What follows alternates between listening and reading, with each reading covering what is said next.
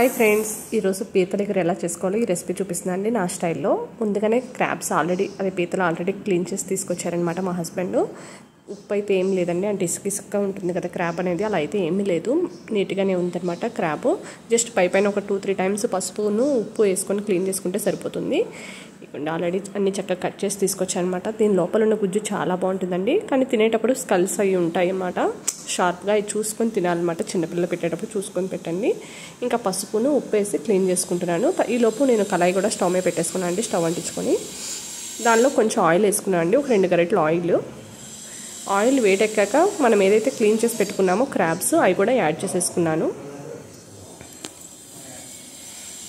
అసలు దీని టేస్ట్ చాలా బాగుంటుందండి. క్రాబ్ పీతలు అనేది నాకు చాలా ఇష్టం అన్నమాట. One of the favourite curry అని చెప్పుకోవచ్చు నాకు.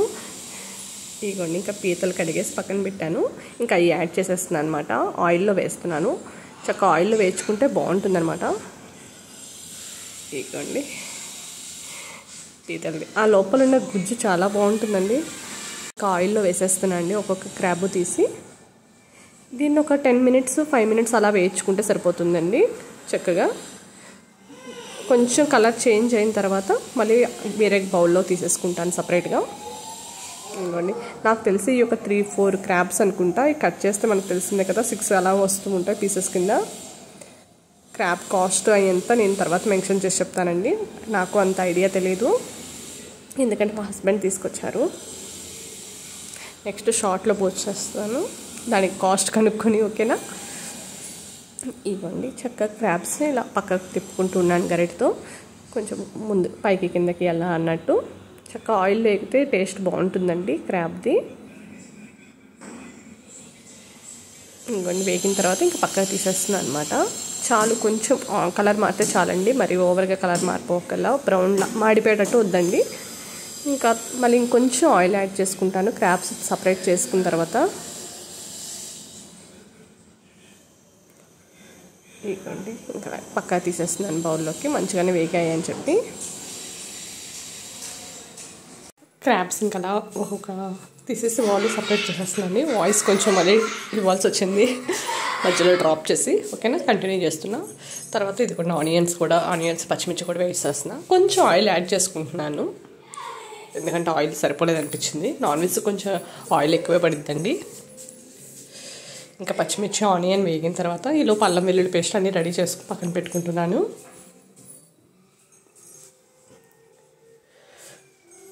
ఇది చాలా సింపుల్ రెసిపీ అండి, నియర్లీ 45 మినిట్స్లో అయిపోద్ది.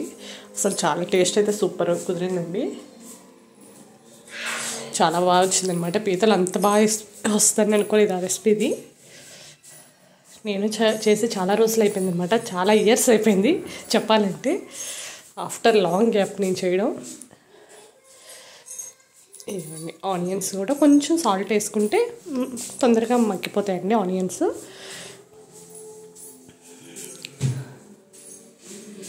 ఈలోపు ఒక 2 టమాటాలు కావాలండి, అవి కూడా చిన్నగా సన్నగా తరుక్కోవాలి.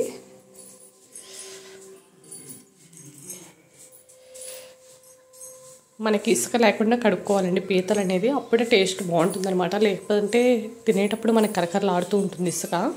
సో క్లీన్ చేసుకునేటప్పుడే చూసుకొని క్లీన్ చేసుకోండి. కొంతమంది హాట్ వాటర్తో చేస్తారు, డిఫరెంట్గా చేస్తారనమాట. నేనైతే పసుపు సాల్ట్తోనే చేసేసానండి క్లీన్, ఎందుకంటే నాకు నీట్గానే అనిపించినాయి క్రాబ్స్. ఇదిగోండి, టమాటా కూడా వేసిన తర్వాత ఇంకా అవి మగ్గిన తర్వాత కొంచెం అల్లం వెల్లుల్లి పేస్ట్ యాడ్ చేస్తానండి. ఒక టేబుల్ స్పూన్ సరిపోతుందండి అల్లం వెల్లుల్లి పేస్ట్, ఎక్కువ అక్కర్లేదు. చక్కగా దగ్గరగా అయ్యాక అల్లం వెల్లుల్లి పేస్ట్ అనేది యాడ్ చేస్తాను. ఇంకా అది కూడా పచ్చివాసన పోయే వరకు ఉంచుకుంటానండి. అల్లం వెల్లుల్లి పేస్ట్ పచ్చివాసన పోయే వరకు కలుపుకుంటాను. తర్వాత కొంచెం పసుపు అండ్ సాల్ట్ కూడా యాడ్ చేసి క్రాబ్స్ కూడా యాడ్ చేసేస్తాను అండి. అప్పుడు ఏంటంటే మనకి నీచు స్మెల్ రాదనమాట. ఒక 2-3 మినిట్స్ అయిన తర్వాత కారము గరం మసాలా యాడ్ చేస్తాను నేను.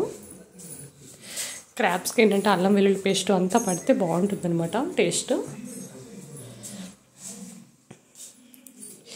మనం చక్కగా కలుపుకునే విధానం బట్టి ఉంటుందన్నమాట, మసాలా అంతా పట్టించేటట్టు దానికి క్రాబ్స్కి.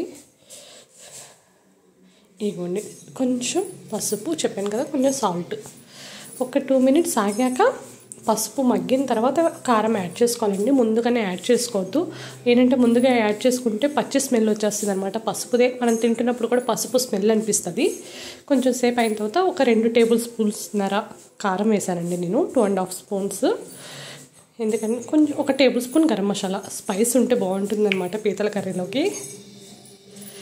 ఇంకోండి అది కూడా మగ్గిపోయిన తర్వాత ఒక గ్లాస్ వాటర్ వేసాను. 1.5 గ్లాస్ వాటర్ వేసానండి. అండ్ కొంచెం కొత్తిమీర లాస్ట్లో. ఇంకా ఒక హైలో ఒక 10 మినిట్స్ ఉంచానండి అంతే. మనకు సాల్ట్ కొంచెం కారం చెక్ చేసుకోండి. ఇదిగోండి కొత్తిమీర యాడ్ చేసుకుంటున్నా. ఇంకా వేడి వేడి అన్నంలోకి పీతల కూర ఇలా వేసుకొని తింటే సూపర్ ఉంటుందండి. ట్రై చేయండి ఈ రెసిపీని. అండ్ నా ఛానల్లో రెస్టారెంట్ వీడియోస్, నాన్ వెజ్ కర్రీస్ది, బిర్యానీస్ చాలా ఉన్నాయి. అవి కూడా చూసి సపోర్ట్ చేయండి గైస్. ఇదిగోండి వాటర్ కొంచెం తక్కువైంది అనిపించింది, అందుకని ఇంకో 1/2 గ్లాస్ వాటర్ కూడా వేసాను. వేసి హైలో ఒక 10 మినిట్స్ ఉంచానండి అంతే. క్రాబ్ అయితే చక్కగా ఉడికిపోయిందండి. మనం ఫస్ట్ ఆయిల్లో వేయించినప్పుడే నియర్లీ 60% ఉడికిపోతుంది అనమాట. ఇంకో 40% ఇప్పుడు కుక్ అయిపోతుంది. అంతేనండి. ఈ రెసిపీ కనుక నచ్చితే లైక్ చేయండి, షేర్ చేయండి, కొంచెం సబ్స్క్రైబ్ చేసుకోండి నా ఛానల్ని. చూసారా, సింపుల్ రెసిపీ అనమాట.